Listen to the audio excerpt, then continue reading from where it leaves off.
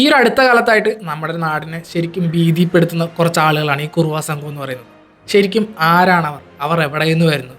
അവർ എന്താണ് നമ്മുടെ നാട്ടിൽ വന്ന് ചെയ്യുന്നത് എന്നതൊക്കെയാണ് ഈ ഒരു വീഡിയോയിലുള്ളത്.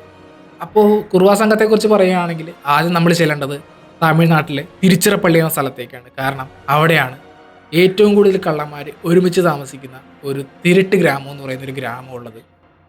ഈ ഒരു ഗ്രാമത്തിൽ നിന്നായിരുന്നു എല്ലാത്തിൻ്റെയും തുടക്കം. 1956 മദ്രാസ് സ്റ്റേറ്റ് എന്ന പേരിൽ തമിഴ്നാട് ഫോം ചെയ്യുന്നത്.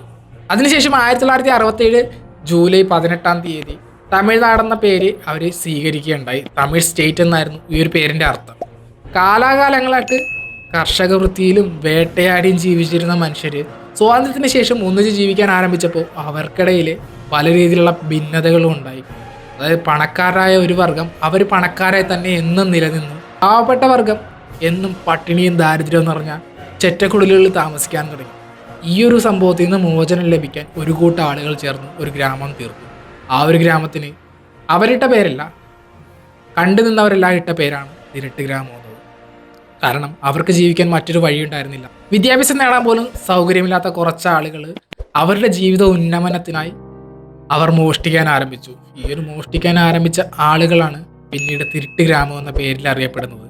അവിടെ 1000-ഓളം ആളുകളാണ് താമസിക്കുന്നത്. സ്ത്രീകളുണ്ട്, കുട്ടികളുണ്ട്, പുരുഷന്മാരുണ്ട്. പുരുഷന്മാരാണ് ഈ മോഷണത്തിന് പോകുന്നത്. അതായത് കേട്ടാൽ നിങ്ങൾ ഞെട്ടിപ്പോകും. അത്യാധുനിക സെറ്റപ്പുകളോടുകൂടിയ രീതിയിലാണ് അവരിപ്പോൾ മോഷണം നടത്തുന്നത്.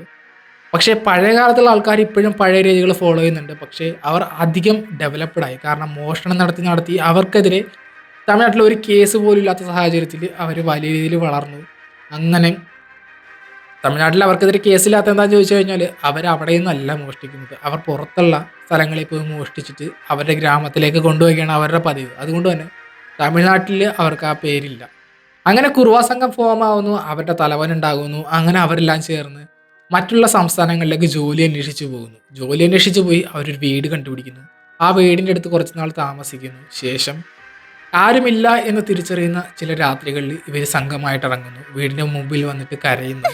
ആക്സിഡൻ്റായി അല്ലെങ്കിൽ ഇറങ്ങി വരണേ, കുറച്ച് വെള്ളം തരണേ എന്നൊക്കെ പറഞ്ഞ് അലറി വിളിച്ചതിന് ശേഷം ആ വീട് തുറക്കുമ്പോൾ അവരുടെ തലക്കടിച്ച് കൊന്നതിന് ശേഷം അവിടുത്തെ പണവും ആഭരണങ്ങളും മോഷ്ടിക്കുന്നു. ഇതായിരുന്നു അവരുടെ ഒരു സിസ്റ്റം.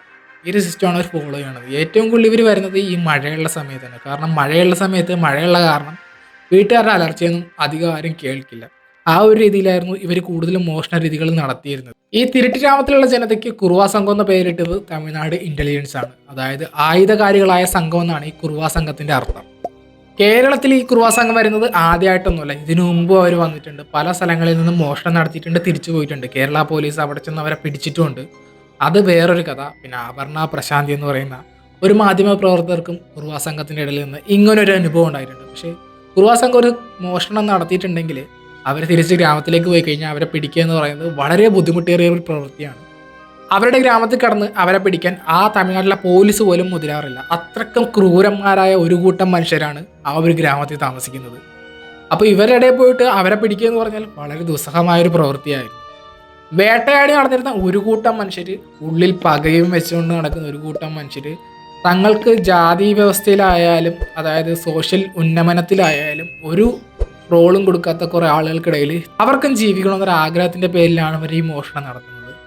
2018 അപർണ പ്രശാന്ത് എന്ന് പറയുന്ന ഒരു മലയാളി മാധ്യമ പ്രവർത്തക തമിഴ്നാട്ടിലേക്ക് ഒരു യാത്ര പോകുന്നത്. പോകുന്ന വഴികളെല്ലാം വളരെ മനോഹരമായിരുന്നു എന്ന് അവരുടെ ഒരു കുറിപ്പിൽ പറയുന്നുണ്ട്. പക്ഷെ കുറച്ചു നേരം കഴിഞ്ഞപ്പോഴേക്കും അവർ തമിഴ്നാട്ടിലെ തിരുച്ചിറപ്പള്ളിക്കടുത്തുള്ള ഒരു സ്ഥലത്തെത്തി. ആ സ്ഥലത്ത് ഇറങ്ങി എന്തോ ആവശ്യത്തിന് വേണ്ടി കുറച്ച് പട്ടുസാരികളുള്ള സ്ഥലം, പട്ടുസാരികളിലായി നിറഞ്ഞു നിൽക്കുന്ന ഒരു സ്ഥലത്ത് ഇറങ്ങി പട്ടുസാരികളൊക്കെ നോക്കി ഒരു ക്യൂവിൽ നിൽക്കുന്നതിനിടയിൽ ഒരു അമ്മയും മകളും അവരുടെ അടുത്തേക്ക് വരുന്നു. ആ കുട്ടിയും അമ്മയും വന്നിട്ട് അവരുടെ അടുത്ത് കുറച്ചു നേരം സംസാരിക്കുന്നു. പെട്ടെന്ന് അവർ അപ്രത്യക്ഷമാവുന്നു. കുറച്ച് കഴിഞ്ഞപ്പോൾ അപർണ പ്രശാന്ത് എന്ന് പറഞ്ഞ ലേഡിയുടെ അമ്മയുടെ ബാഗ് തുറന്നു കിടക്കുന്നു. എന്താ അടച്ചിട്ടാലെന്ന് അമ്മയോട് ചോദിക്കുന്നു. ശേഷം ആ ബാഗിൽ നോക്കുന്ന അവർ കാണുന്നത് അതിലൊന്നുമില്ല. അവരുടെ ATM കാർഡ് മോഷണം പോയി. കുറച്ച് കഴിഞ്ഞപ്പോൾ അവർക്കൊരു മെസ്സേജ് വരികയാണ് ATM നിന്ന് പൈസ മുഴുവൻ വിഡ്രോ ആയെന്ന്. അപ്പോൾ ഇതെന്താ സംഭവിച്ചെന്ന് അവർക്ക് മനസ്സിലാവുന്നില്ല. അവരടുത്തുള്ള പോലീസ് സ്റ്റേഷനിലേക്ക് പോകുന്നു. പോലീസ് സ്റ്റേഷനിൽ ഈ കാര്യം പറയുന്നു. അപ്പോൾ അപർണ പ്രശാന്തി പറയുന്നു ATM CCTV ഇല്ല, അത് നോക്കിക്കൂടെ എന്നൊക്കെ ചോദിക്കുന്നുണ്ട്. പക്ഷേ ഒരു കാരണവശാലും പോലീസുകാർ അതിന് സമ്മതിക്കുന്നില്ല. അന്വേഷിച്ചിട്ട് പറയാമെന്ന് പറഞ്ഞ് അവരെ പറഞ്ഞു വിടുകയാണ് ചെയ്യുന്നത്. ആ കേസിനൊരു തുമ്പും മാലും ഉണ്ടായില്ല. അവരുടെ അക്കൗണ്ടിൽ കിടന്ന മുഴുവൻ പൈസയും വിഡ്രോ ആയിപ്പോയി. അപ്പോൾ അന്വേഷിച്ച് ചെന്നപ്പോഴാണ് അറിയുന്നത് അത് ചെയ്തത് തിരുട്ട് ഗ്രാമത്തിലുള്ളവരാണ്. അതായത് കുട്ടികളെ കൊണ്ട് പോലും മോഷ്ടിക്കാൻ ഇറങ്ങിത്തിരിക്കുന്ന ഒരു സംഘമാണ് ഈ ഒരു തിരുട്ട് ഗ്രാമത്തിൽ ജീവിക്കുന്നവർ. ഒരു കുട്ടി ജനിക്കുന്ന കാലഘട്ടത്തിൽ തന്നെ അതിന് ട്രെയിൻ ചെയ്യുന്നത് മോഷ്ടിക്കാനാണ്, മറ്റൊന്നിനും വേണ്ടിയല്ല. അവരുടെ ഒരു സാമൂഹിക രീതിയും അതുതന്നെയാണ്. മോഷണത്തിലൂടെ പണമുണ്ടാക്കുക, പണക്കാരനാവുക. അതായത് നമ്മൾ ഈ സമൂഹത്തിൽ ഒരു ഉയർന്ന പേര് സ്വന്തമാക്കാൻ വേണ്ടിയാണ് അവരിതെല്ലാം കാട്ടിക്കൂട്ടുന്നത്. പണ്ട് വേട്ടയാടി നടന്നിരുന്ന ഒരു സമൂഹമായതുകൊണ്ട് തന്നെ മനുഷ്യരെ കൊല്ലാനായാലും ഒരു മടിയുമില്ലാത്ത കുറച്ച് ആളുകളാണ് അവിടെ ഉള്ളത്. അവരെല്ലാവരും അതിന് ട്രെയിൻ ചെയ്യപ്പെട്ട ആളുകളാണ്. അതുകൊണ്ട് തന്നെ നമ്മുടെ അടുത്തേക്ക് വന്നിട്ട് അവരിപ്പോൾ നമ്മുടെ നാട്ടിൽ വന്നു, ഇപ്പോൾ കൊച്ചിയിൽ വന്നെന്ന് പറയുന്നു, ആലപ്പുഴയിൽ വന്നെന്ന് പറയുന്നു, ഇവിടെ വന്ന് ഒരു കാലത്തും അവർ നമ്മളോട് ദയാദാരിണ്യമൊന്നും കാണിക്കാൻ പോണില്ല. അവർ നമ്മുടെ അടുത്ത് വന്നാൽ അവർക്ക് മോഷ്ടിക്കണം എന്നൊരു ചിന്ത മാത്രമേ ഉള്ളൂ.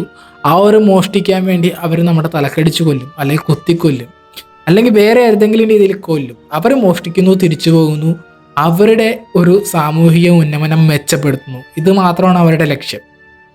പിന്നീട് ഒരിക്കൽ കേരളത്തിൽ വന്ന് മോഷ്ടിച്ചിട്ട് പോയ ഈ ഒരു മോഷ്ടാക്കളെ നമ്മുടെ കേരള പോലീസ് അവിടെ പോയി തമിഴ്നാട്ടിൽ പോയി തൂക്കിയൊരു കഥയുണ്ട്. അതായത് അത് എലിശേഖരൻ എന്ന പേരുള്ള 40 കൊല്ലത്തോളമായിട്ട് മോഷണം നടത്തിയിരുന്ന ഒരു വ്യക്തി. ഇയാളാണ് ഇവിടെ വന്ന് മോഷണം നടത്തിയിട്ട് തിരിച്ചു പോകുന്നത്. അപ്പോൾ ഇയാളെ പിടിക്കാൻ വേണ്ടി കേരള പോലീസ് ചെല്ലുന്നു. തമിഴ്നാട് പോലീസിൽ നിന്ന് ഒരു സഹായം ലഭിക്കണില്ല. കാരണം തിരുട്ട് ഗ്രാമത്തിലേക്ക് കയറാൻ അവർക്ക് ഭയമാണ്. കാരണം അവിടെയുള്ള ആളുകൾ അത്രയും ക്രൂരന്മാരാണ്. അങ്ങനെ തമിഴ്നാട് പോലീസ് അവിടെയുള്ള ലോക്കലിൽ നിന്ന് കുറച്ച് ആളുകളോട് സംസാരിച്ച് അതിലൊരാളെ കൂട്ടാളിയാക്കി വേഷം മാറി ആ തിരുട്ട് ഗ്രാമത്തിലുള്ളവരെ പോലെ വേഷം മാറി നേരെ തിരുട്ട് ഗ്രാമത്തിലേക്ക് പ്രവേശിക്കുന്നു. സംശയം ഒന്നും തോന്നാത്ത രീതിയിൽ നടക്കുന്നു. അവർ എലിശേഖരൻ്റെ വീട്ടിലെത്തുന്നു. ഈ ഒരു എലിശേഖരൻ്റെ വീട്ടിലെത്തി അവർ ഞെട്ടുന്നു. കാരണം ആ വീടിന് 2 വാതിലുകളാണുള്ളത്. വാതിൽ തകർത്ത് അകത്ത് കയറാന്ന് വെച്ച് കഴിഞ്ഞാൽ ആദ്യം ഒരു വാതിൽ, അതിനുശേഷം ഒരു ഇരുമ്പ് വാതിൽ. അങ്ങനെ നടക്കില്ലെന്ന് കേരള പോലീസിന് മനസ്സിലായപ്പോൾ അവർ ചെയ്തത് ആ വീടിൻ്റെ 2ാമത്തെ നില, അതായത് നമ്മളിവിടെ ഒരു നില വീട് പണിയാൻ കഷ്ടപ്പെടുമ്പോൾ മോഷണം അതിലൂടെ 2 നില വീടൊക്കെ പണിത് ആഡംബര ജീവിതമാണ് അവർ നയിക്കുന്നത്. അങ്ങനെ 2ാമത്തെ നിലയിലൂടെ അകത്തെത്തിയ പോലീസ് കാണുന്നത് എലിശേഖരൻ കിടന്ന് ഉറങ്ങുന്നതാണ്. പക്ഷേ ആ വീട്ടിലുള്ള സെറ്റപ്പ് കണ്ടപ്പോൾ അവർ ഞെട്ടിപ്പോയി. CCTV camera, TV, fridge, mobile phone എന്ന് വേണ്ട തുടങ്ങിയ എല്ലാ ആധുനിക സെറ്റപ്പുകളും ആ ഒരു വീട്ടിലുണ്ട്. അത് സ്വന്തമായിട്ട് വീട്ടിൽ CCTV വരെ വെക്കാൻ അവർക്ക് സാധിച്ചു. അത്രത്തോളം അവർ ഡെവലപ്ഡായി. കാരണം ഇന്ന് അവരുടെ മക്കളൊക്കെ വിദ്യാഭ്യാസം നേടാൻ ആരംഭിച്ചു. വിദ്യാഭ്യാസത്തിലൂടെ കൂടുതൽ ആളുകൾ അവിടെ നിന്ന് പുറത്തു കിടക്കാനും ആരംഭിച്ചു. കാരണം തിരുട്ട് ഗ്രാമത്തിലുള്ള ആളുകൾ വിദ്യാഭ്യാസം നേടിക്കഴിഞ്ഞപ്പോൾ കൂടുതൽ ആളുകൾ തിരുട്ട് ഗ്രാമം ഉപേക്ഷിച്ച് വേറെ ഒരു സ്ഥലത്തേക്ക് പോകാൻ ആരംഭിച്ചു. എന്നിട്ട് കേരള പോലീസ് എലിശേഖരനെ അവിടെ നിന്ന് ബന്ദിയാക്കി ആരും അറിയാതെ അവിടെ നിന്ന് പുറത്തെത്തിച്ചു. അതിൻ്റെ ഫുൾ ക്രെഡിറ്റ് കൊടുക്കേണ്ടത് കേരള പോലീസിനാണ്.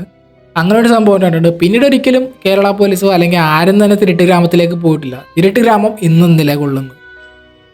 പക്ഷേ കൂടുതൽ ആളുകളും വിദ്യ നേടി പുറത്തേക്ക് പോയതിനാൽ തിരുട്ട് ഗ്രാമത്തിലെ ആളുകളുടെ എണ്ണം പൊതുവെ കുറഞ്ഞു വരികയാണ്. അപ്പോൾ തിരുട്ട് ഗ്രാമത്തെക്കുറിച്ച് പറഞ്ഞത് എന്തിനാണെന്ന് വെച്ച് കഴിഞ്ഞാൽ ഈ കുറുവാ സംഘം വരുന്നത് തിരുട്ട് ഗ്രാമത്തിൽ നിന്നാണ്. അവരുടെ ലക്ഷ്യം എന്ന് പറയുന്നത് അവരുടെ ഒരു ദുരവസ്ഥ അവർക്ക് അവസാനിപ്പിക്കണം. അതിനുവേണ്ടിയാണ് അവർ മോഷ്ടിക്കുന്നത്. പക്ഷേ ഇന്നും അവർ മോഷ്ടിക്കുന്നതിന് കാരണം എന്ന് വെച്ച് കഴിഞ്ഞാൽ അവർ കുലത്തൊഴിലിന് വേണ്ടി, അല്ലെങ്കിൽ അവർ മറന്നു പോകാത്ത അവരെ കുലത്തൊഴിൽ നിലനിർത്താൻ വേണ്ടി മാത്രമാണ്.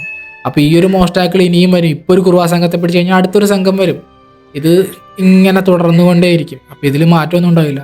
നമ്മൾ ഈ വീഡിയോയിൽ ഉദ്ദേശിച്ചെന്ന് വെച്ച് കഴിഞ്ഞാൽ കുറുവാ സംഘത്തെക്കുറിച്ച് കൂടുതൽ നിങ്ങൾക്ക് പറഞ്ഞ് മനസ്സിലാക്കി തരിക. അവരാരാണ്, അവരെവിടെ നിന്ന് വരുന്നു, അവരെന്തുകൊണ്ടുണ്ടായി, അതൊക്കെയാണ് നമ്മൾ ഈ വീഡിയോ പറഞ്ഞത്. അപ്പോൾ ഈ വീഡിയോ ഇഷ്ടമായാൽ സബ്സ്ക്രൈബ്, സപ്പോർട്ട് ചെയ്യുക. ഇഷ്ടമായില്ലെങ്കിൽ ഡിസ്ലൈക്ക് ചെയ്യുക. കാരണം താഴെ കമൻറ്റ് ചെയ്യുക. മറ്റൊരു ദിവസം മറ്റൊരു വീഡിയോ വരുന്നതായിരിക്കും. Good bye.